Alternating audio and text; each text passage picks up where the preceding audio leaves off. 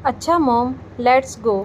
Uncle ने हमें hotel बुलाया है तो कुछ समझ कर ही बुलाया होगा।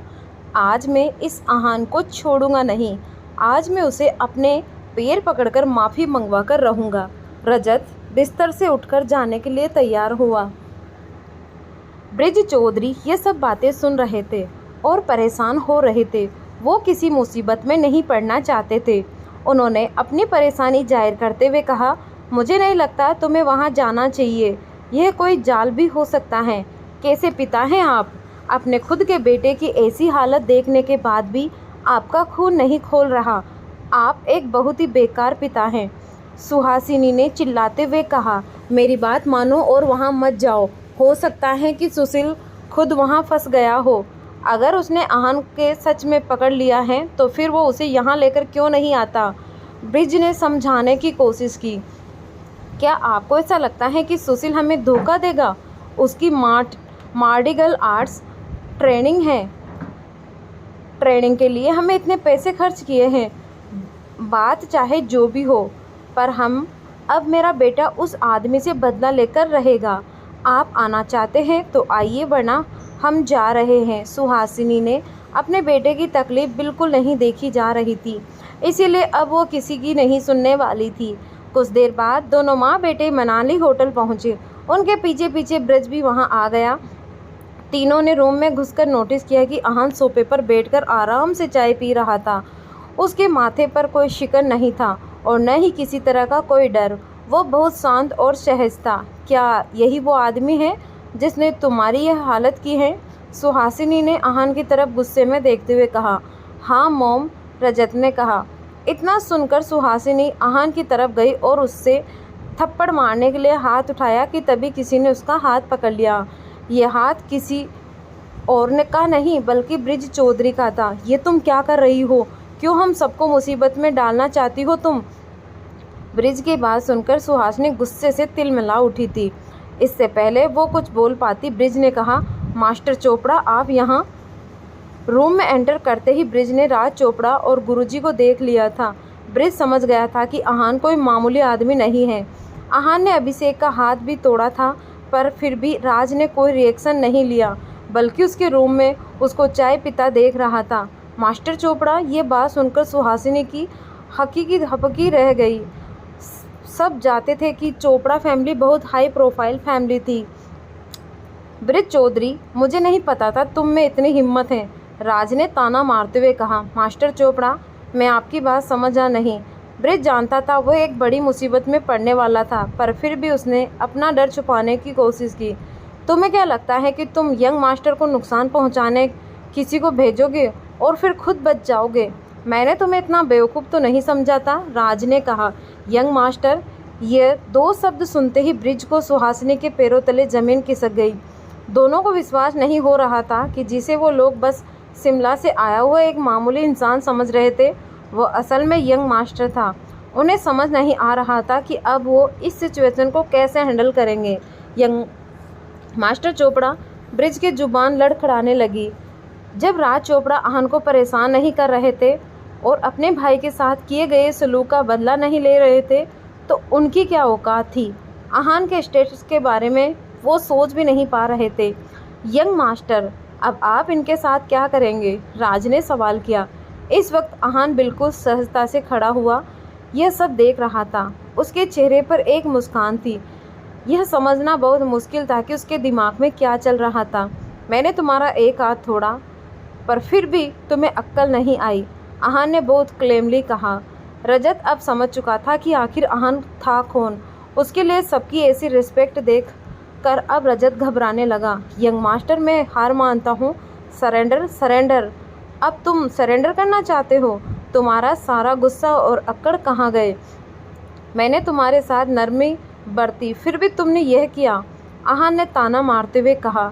रजत ने इतनी ताकत नहीं थी कि वो इतना सब झेल सके। डर के मारे उसके पैर कांपने लगे और वो वहीं गिर गया।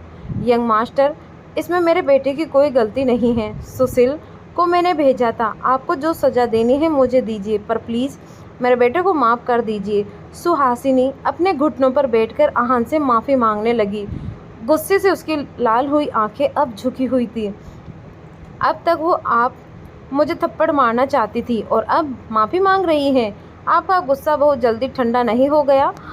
आहान ने मजाक करते हुए कहा। आहान को ऐसे लोग बिल्कुल पसंद नहीं थे जो बिना सोचे समझे रिएक्ट करे। जब सुहासिनी रूम में आई तब गुस्से में आहान को मारना चाहती थी, पर जब उसे आहान की असलियत पता चली तो उसके सामने घुटने टेक कर माफ़ी मांग रही थी। आहान को घृणा आने लगी। मैं वो सुहासिनी कुछ बोलने लायक नहीं बची थी। उसने बस अपनी गर्दन झुका ली। ऐसा करते हैं इसका दूसरा हाथ भी तोड़ देते हैं ताकि इससे यह सब जिंदगी भर याद रहे। आहान इन्हें माफ़ करना नहीं चाहता था। राज को उसका ये फैसला सुनकर लगा कि आहान अभी भी थोड़ा दयालु हो रहा था। अगर किसी ने उसके साथ ऐसा किया होता तो वो उसकी जान ले लेता। यस यंग मास्टर, राज ने तुरंत जवाब देते हुए कहा। सुहासिनी आहान और राज का सीरियस चेहरा देखकर डर गई। वो अपने बेटे नहीं होने दे सकती थी। उसने तुरंत गिड़गिड़ाते हुए कहा, प्लीज़ ऐसा मत कीजिए, नादानी से इससे प्लीज़ हमें माफ़ कर दीजिए। आहान और राज को अपनी बातों से कोई फ़र्क नहीं पड़ रहा था। आहान वहाँ खड़ा बस तमाशा देखना चाहता था और राज भी बिना डरे आगे बढ़ रहा था। सुहासिनी को समझ नहीं आ रहा था कि वो क्या बोले, इसीलिए उसने बोल दिया और अपने बेटे के सामने आकर खड़ी हो गई। मेरे बेटे तक पहुंचने के लिए आपको पहले मुझे मारना होगा। राज और आहान दोनों एक दूसरे की तरफ देखकर मुस्कुराने लगे।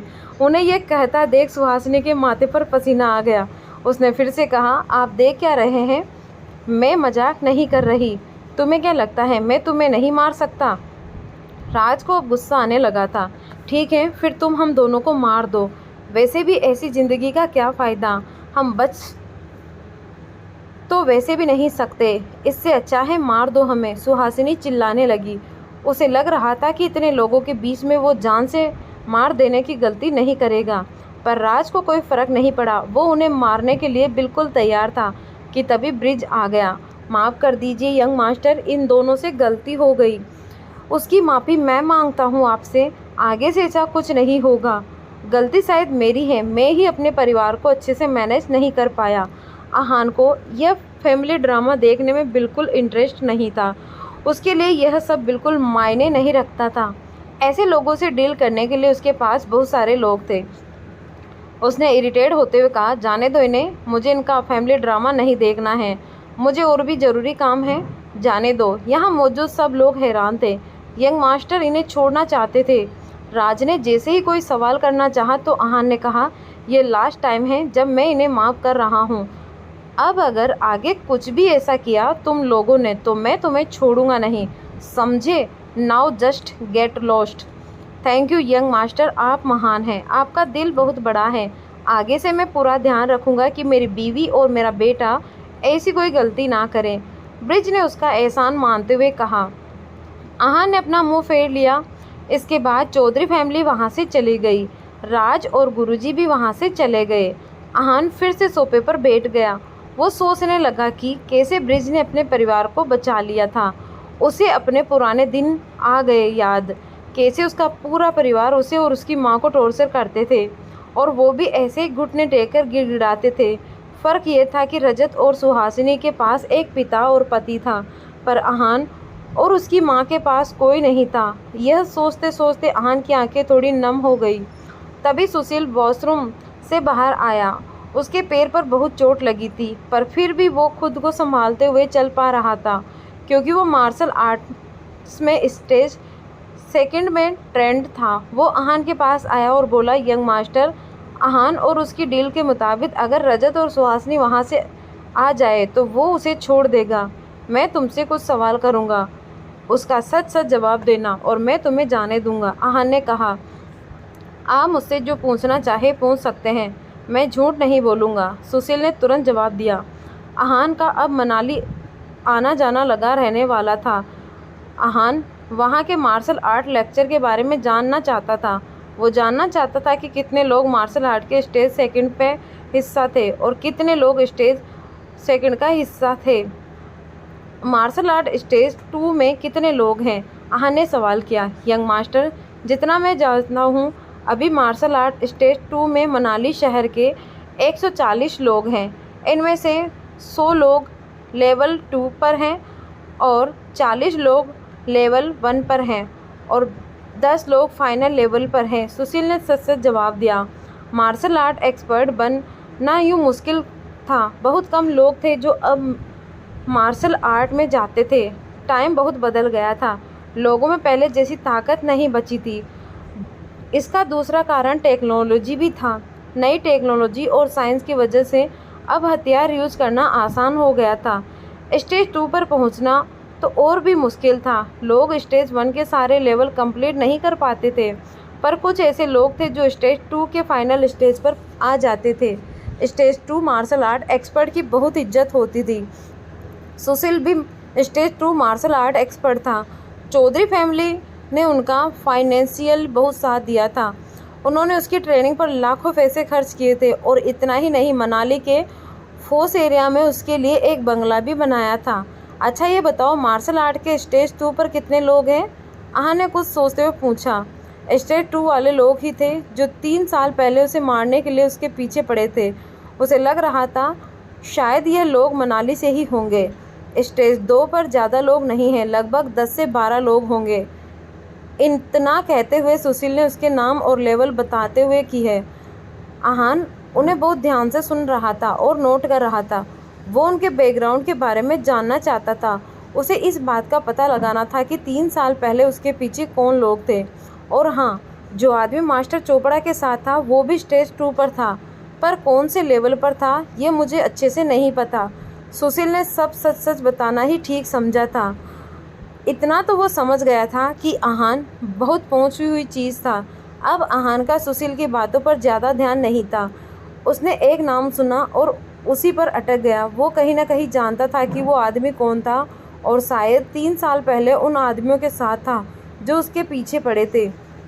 यंग मास्टर, मुझे जितना पता था मैंने आपको सब कुछ बता दिया। शुक्रिया। आप मेरा एक काम करेंगे? अगर आप मेरा यह काम कर देंगे तो मैं आपको पैरों का बहुत अच्छा ट्रीटमेंट करवाऊंगा। आहान ने पूछा। मैं आपका हर काम करूंगा और रही बात मेरे पैरों की तो वो मैं खुद देख लूँगा। आप अपना काम बताइए, मैं अपनी जान पर खेलकर भी आपका काम करूंगा। सुशील ने रेस्पेक्टली कहा। मैं चाहता हूँ कि तुम मार्शल आर्ट एक्सपर्ट अक्षय से दोस्ती कर लो। मुझे उसके बारे में कुछ इन्फॉर्मेशन चाहिए। आहान ने जवाब दिया।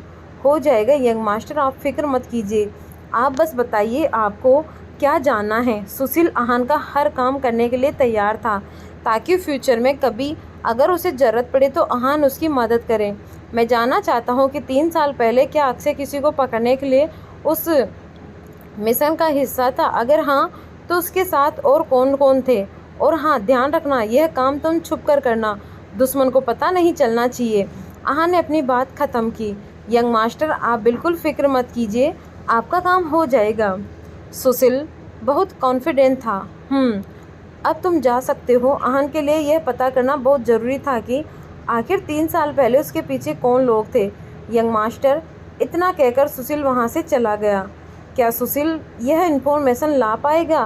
क्या आहान जान पाएगा उसकी जान लेने के लिए 3 साल पहले कौन लोग आए थे? सुशील पहले ही चौधरी फैमिली की वजह से आहान पर हमला करने के लिए पछता रहा था, इसीलिए उसने आहान की बात मान ली। अक्षय मनाली के मार्शल आर्ट क्लब का सबसे पुराना मेंबर था। अगर सच में 3 साल पहले हुए हादसे में अक्षय था तो उसे ज़रूर पता होगा कि बाकी के लोग कौन थे। अगर सुशील अक्षय से दोस्ती कर लेगा तो आहान को अपने दुश्मन के बारे में आसानी से पता चल सकता था।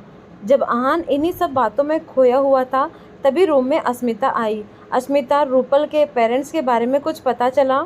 आहान ने मनाली पहुंचकर अस्मिता से रूपल के पेरेंट्स के बारे में पता करने के लिए कहा था। अगर किसी ने उनके पेरेंट्स के साथ गलत किया था तो वो उसका बदला ज़रूर लेगा। यस यंग मास्टर, मैंने उन लोगों को इन्वेस्टिगेशन के लिए भेजा है।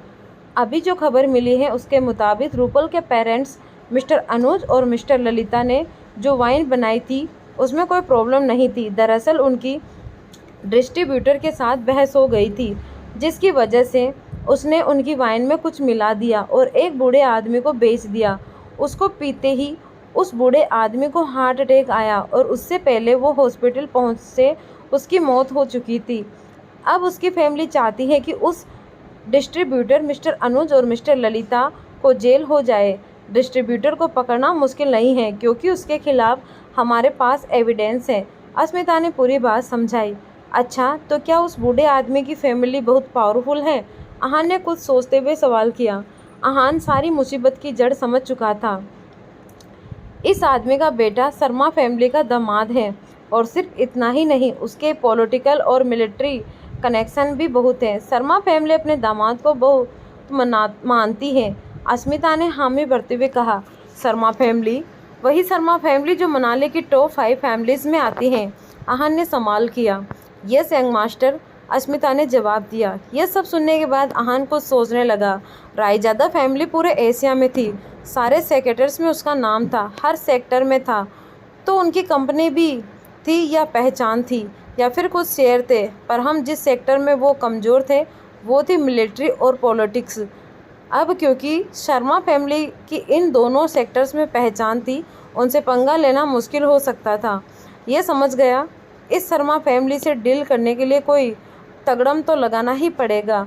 अब तुम जा सकती हो अस्मिता। थैंक यू, आहान ने क्लेमली कहा। Yes sir. इतना कहकर अस्मिता वहाँ से चली गई। लगभग रात होने वाली थी। मनाली का मौसम बहुत सुहाना था। आसमान खूबसूरत रंगों से भरा हुआ था। आहान के रूम में सॉफ्ट म्यूजिक बज रहा था। वो सोच रहा था कि कैसा होता अगर सनाया भी अभी उसके पास साथ होती। इतना सोचते ही आहान ने सनाया को कॉल करने के लिए जैसे ही फ़ोन उठाया, फ़ोन बजने लगा और सनाया का नाम फ्लैश होने लगा।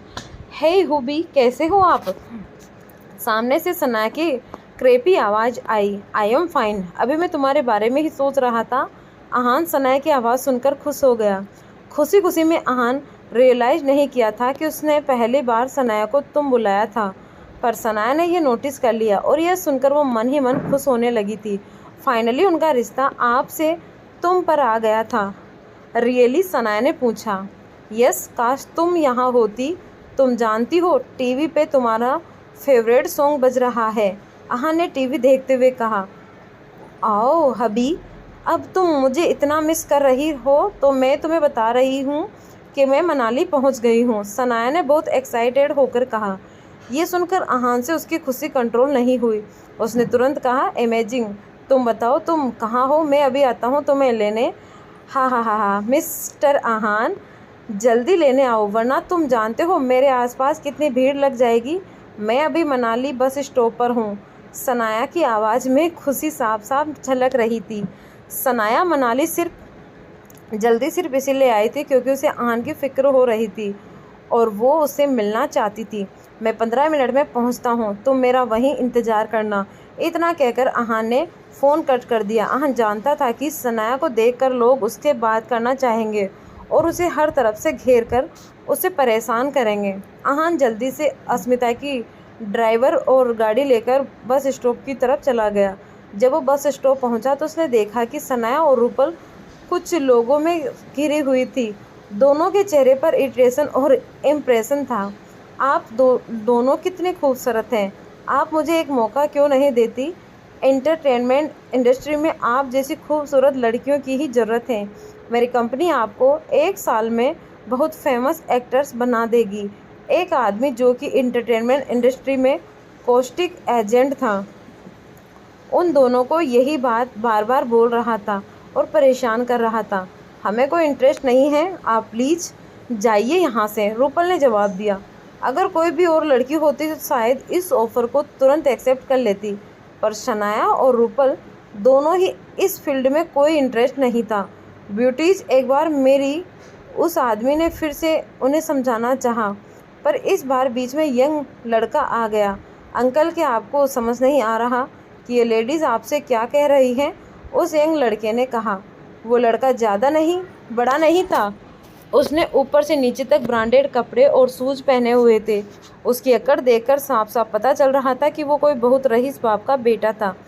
इस बात से तुम्हें क्या लेना देना है? मैं उनकी मदद कर रहा हूँ, उस कॉस्टिक एजेंट ने चिढ़ते हुए कहा।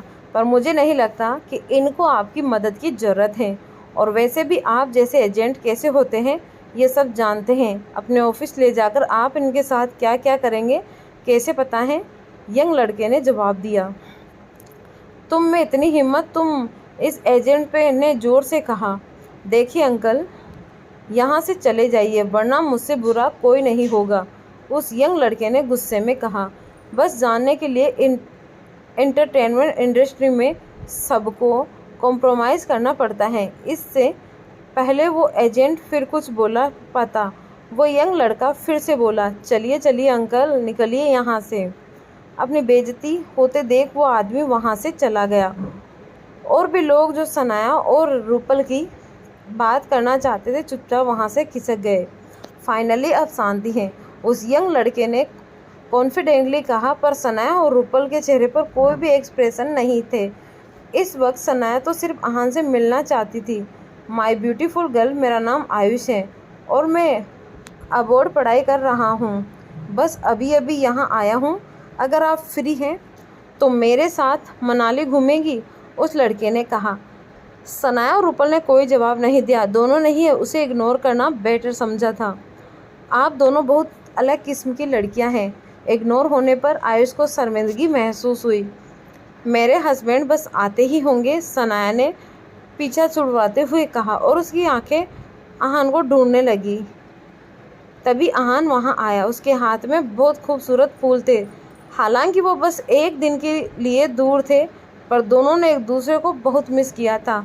सनाया, आहान ने अपनी एक्सप्रेस करते हुए कहा। आहान, इतना बोलकर सनाया आगे नहीं बोल पाई। आहान को कसकर उसने गले लगा लिया। आहान थोड़ा सरप्राइज हो गया। जब सनाया ने आहान को छोड़ा तब उसे वो फूल देते हुए कहा, beautiful flowers for my beautiful baby. ये सुनते ही सनाया शर्मा गई। यह सब देखकर आयुष हैरान था। वो सोच रहा था कि ऐसे आदमी को इतनी खूबसूरत बीवी कैसे मिल गई। रूपल की तरफ देखते हुए आहान ने पूछा, तुम यहाँ कैसे रूपल? मुझे मम्मी पापा की बहुत चिंता हो रही थी, इसीलिए मैंने सोचा एक बार यहाँ आ जाऊँ। रूपल ने अपनी फिक्र एक्सप्रेस करते हुए कहा। मैं ऑलरेडी किसी को ने भेज दिया है अंकल आंटी के बारे में पता लगाने के लिए, आहान ने दिलासा देते हुए कहा। तुम्हें परेशान करने के लिए सॉरी, रूपल ने गिल्टी फील करते हुए कहा। इट्स ओके रूपल, तुम इसके बारे में इतना मत सोचो। चलो अब चलते हैं, ड्राइवर वेट कर रहा है, आहान ने सनाया का हाथ पकड़ते हुए कहा। इससे पहले सनाया और रूपल कुछ कह पाते आयुष ने मजाक उड़ाते हुए कहा, ड्राइवर, तुम ड्राइवर अफोर्ड कर भी सकते हो। आहान का ये बात सुनकर मुंह चढ़ गया था। आपको कोई प्रॉब्लम है? तुम्हें देखकर लगता है नहीं है कि तुम ड्राइवर अफोर्ड कर सकते हो, तुम खुद ड्राइवर लगते हो, आयुष ने आहान का मजाक उड़ाते हुए कहा। आयुष ने आहान के सिंपल कपड़े देखकर उसे तुरंत जज कर लिया था।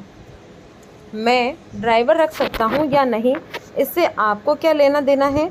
आप क्यों बीच में इंटरफेयर कर रहे हैं? आहान ने इरिटेट होते हुए कहा। मेरा कोई लेना देना नहीं है, पर इन खूबसूरत लड़कियों का लेना देना है, आहान ने सनाया और रूपल की तरफ पॉइंट करते हुए कहा। ओह शोरी, मैं आपकी बात समझा नहीं, आहान ने कन्फ्यूजन में पूछा। अगर गलत नहीं हूँ तो तुम्हारा ड्राइवर कोई एक्टर होगा जो ड्राइवर की एक्टिंग करेगा, और एरिया और कार दूसरी तरफ से खास नहीं होगी। जब ऐसी खूबसूरत लेडीज़ वैसी की वैसी कार में ही थी बैठी रहेगी, आयुष ने कहा। तुमने बिल्कुल सही कहा, तुम बहुत स्मार्ट हो। अब तुम्हारी स्मार्टनेस और कहीं जाकर दिखाओ, आहान ने क्यूजुअली जवाब दिया। फिर आहान और रूपल को देखते हुए कहा, चले। वो जैसे ही कुछ कदम आगे बढ़े, आयुष को गुस्सा आ गया क्योंकि आहान ने उसे इग्नोर किया था। आहान को उन सब में पढ़ने का कोई बिल्कुल मन नहीं था। रुको, आयुष ने गुस्से में कहा, तुम्हारी हिम्मत कैसे हुई मुझे ऐसी बात करने की? अगर हिम्मत ही है तो मुझसे शर्त लगाओ। शर्त? तुम पागल हो गए हो क्या? आहान ने उसे समझाते हुए उसके मुंह पर बन गया। नहीं, मैं पागल नहीं हुआ हूँ, मैं बस यही चाहता हूँ कि तुम इन दोनों से झूठ बोलो। अब बताओ, शर्त लगाओगे मुझसे? आयुष ने लोगों लड़कियों को तरफ देखते हुए कहा। यह बात सुनकर सनाया को बहुत अजीब लगा। वो सोचने लगी कि बेवकूफ़ लड़का है, बिना मतलब के हमारे पर्सनल स्पेस में घुसता जा रहा है। क्या चाहते हो तुम? कितनी शर्त लगानी है? आहान ने अपनी बात रखते हुए अपनी आंखें खोलकर पूछा। तुम्हारा ड्राइवर एक वेटर है, तुम्हारे कार भी बहुत अच्छी नहीं है। आयुष को लगा वो एक शर्त जीतने वाला है। अच्छा, कार का डिजिटल कैप्शन क्या होता है? आहान ने सवाल किया। जो बहुत महंगी और खूबसूरत और कम से कम 25 लाख से ऊपर की वो कार, आयुष ने जवाब दिया। अच्छा, आहान ने कहा, फिर तो तुम्हें निराश होना पड़ेगा। मेरी कार की लग्जरी और लेकर को बहुत लग्जरियस कार है। जो गाड़ी अस्मिता ने उसे दी थी वो रोल्स रॉयल का टॉप मॉडल है और उसके साथ की उसका नंबर प्लेट भी बहुत महंगा है। अगर वो एक लग्जरियस कार नहीं है तो तुम इतनी खूबसूरत लेडीज़ को लेने तुम खटारा गाड़ी लेकर आए हो और ऊपर से बोल रहे हो कि तुम्हारे पास ड्राइवर हैं। आयुष ने मजाक उड़ाते हुए कहा। आहान को गुस्सा आने लगा। उसने अलग अलग चेहरे बनाना शुरू किया। जाने दो आहान, चलते हैं, पता नहीं क्यों पीछे पड़ा गया है, सनाया ने परेशान होते हुए कहा। सनाया की बात मानकर वो फिर से वहाँ से जाने लगे। आयुष को अब भी चैन नहीं था। उसने फिर से उन्हें रोका और कहा, मुझे तुम्हारी कार देखनी है। अब सनाया, रूपल और आहान इरिटेट हो चुके थे। आहान ने ऐसी इरिटेशन में कहा, चलो मैं तुम्हारी कार दिखाता हूँ, फिर बाद में रिग्रेट मत करना। आहान जानता था कि उसकी कार वही होगी, इसलिए उसने हाँ कर दिया। रिग्रेट बिल्कुल नहीं, आयुष ने कहा। इस वक्त सनाया बिल्कुल शॉक्ड थी। आहान के पास कार, ये कैसे पॉसिबल था? तीनों जैसे ही पार्किंग एरिया के पास पहुंचे, वहां कार नहीं थी। ये देखकर आयुष को बहुत मजा आया। उसने आहान को झूठा साबित करने का मौका मिल गया। आहान की कार वहां चली गई थी। आयुष के आने से अब क्या होने वाला था? क्या अब सनाया, आहान की कार देखकर सनाया को उसकी सच्चाई के बारे में पता चलने वाला था? जानेंगे अगले पार्ट में।